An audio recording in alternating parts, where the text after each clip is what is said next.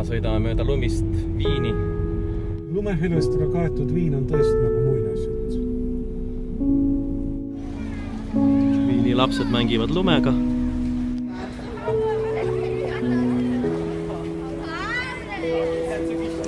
Tore on, et Euroopa kultuurlinnades on hästi palju armastust.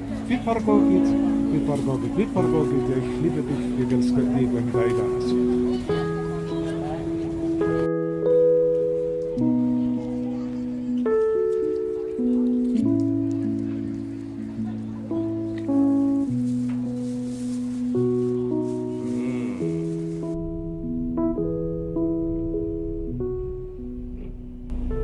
Siin meil on nüüd Viini riigiooper. Ja mul on siiani meeles kunstielamus, mida ma siit sai mõned aastad tagasi, kui oli Žilmasne ooperi Manon etendus ja koos laulsid Anna-Nete Repko, Rolando Villazon ja Ain Anger. Väga tore.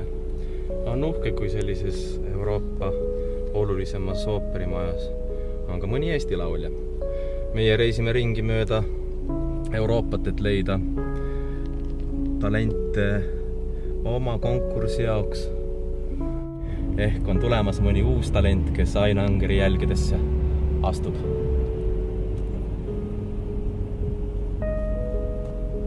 Sest vaieldamatult on just nimelt Viin üks Euroopa kultuurielu keskustest.